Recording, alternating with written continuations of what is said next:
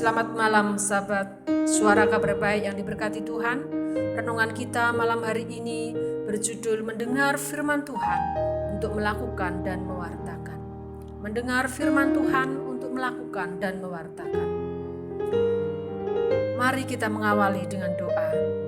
Bapa di dalam surga, Allah yang mengasihi, di dalam nama Tuhan Yesus Kristus, kembali kami menaikkan ucapan syukur dan terima kasih kepadamu ya Tuhan. Oleh karena kasih dan anugerah-Mu di dalam kehidupan kami sepanjang hari ini, penyertaan-Mu sempurna atas kami. Saat ini Tuhan, kami mau merenungkan firman-Mu. Mohon kiranya Engkau menolong kami, membimbing kami untuk mengerti akan apa yang Engkau ajarkan kepada kami. Ajar kami pula untuk dapat melakukannya di dalam kehidupan kami. Dalam nama Tuhan Yesus kami berdoa dan mengucap syukur. Amin. Renungan firman Tuhan saya ambil dari Matius pasal 5 ayat 20, demikian firman Tuhan.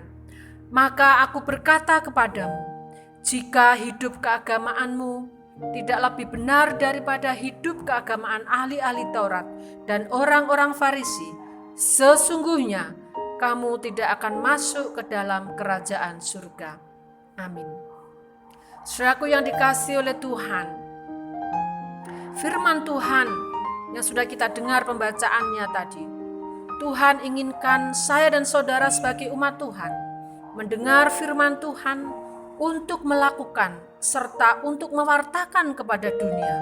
Bukan hanya mendengar untuk menghakimi, bukan hanya mendengar untuk mencari kesalahan orang lain, bukan hanya mendengar dan diberikan untuk orang lain, seperti yang dilakukan oleh ahli-ahli Taurat dan orang-orang Farisi, seperti ditulis dalam Injil Matius 15 ayat 1-2, demikian firman Tuhan. Kemudian datanglah beberapa orang Farisi dan ahli Taurat dari Yerusalem kepada Yesus dan berkata, mengapa murid-muridmu melanggar adat istiadat nenek moyang kita? Mereka tidak membasuh tangan sebelum makan. Saudara, mereka mengurus hal-hal kecil yang tidak diperintahkan oleh Tuhan. Mereka menanyakan pada Tuhan untuk menguji, untuk menghakimi, untuk mencari kelemahan serta mempersalahkan.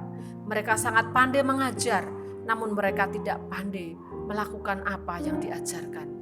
Ditulis di dalam Injil Matius 23 ayat 2-3, demikian firman Tuhan. Ahli-ahli Taurat dan orang-orang Farisi telah menduduki kursi Musa.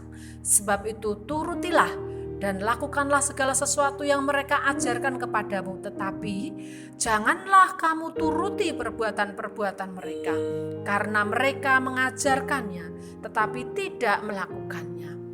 Saudaraku yang dikasihi oleh Tuhan, mereka hanya mendengar dan mengajar dan tidak melakukan.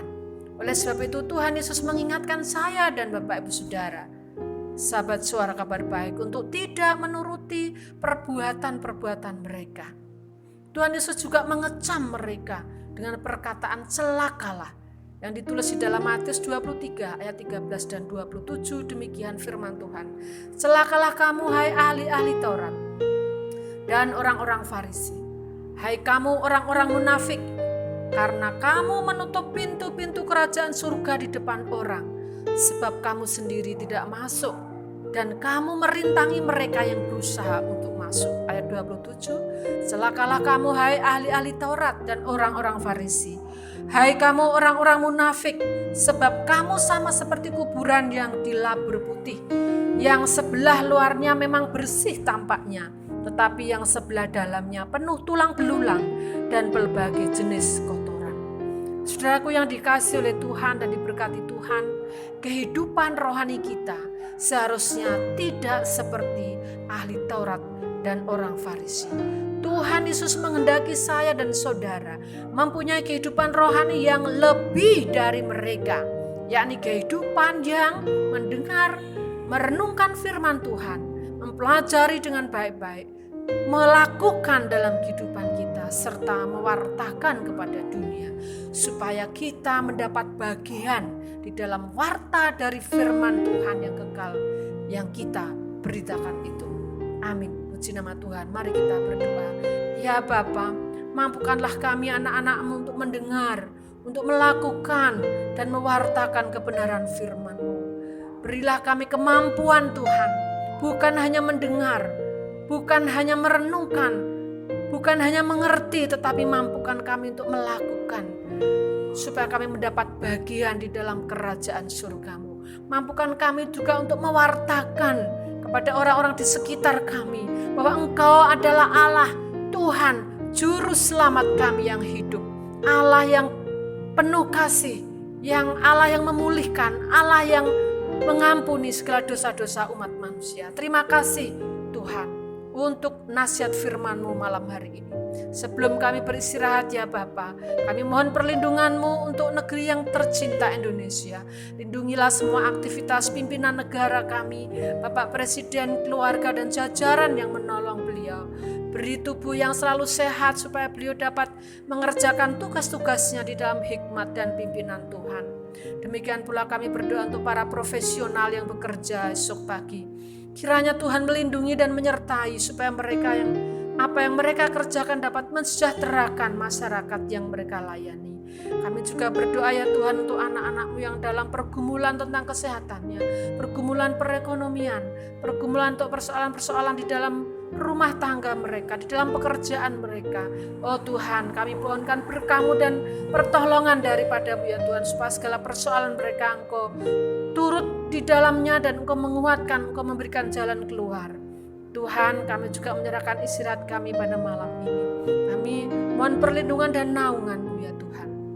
Terima kasih untuk anugerah keselamatan. Di dalam nama Tuhan Yesus Kristus Allah kami yang hidup, kami berdoa dan mengucap syukur. Terpuji-puji nama-Mu ya Tuhan. Kiranya kami boleh beristirahat malam hari ini di dalam naungan Sang Bapa, Sang Putra, dan Roh Kudus. Haleluya. Amin. Selamat malam Bapak Ibu Saudara yang diberkati oleh Tuhan. Terima kasih, puji nama Tuhan. Selamat beristirahat. Tuhan Yesus memberkati.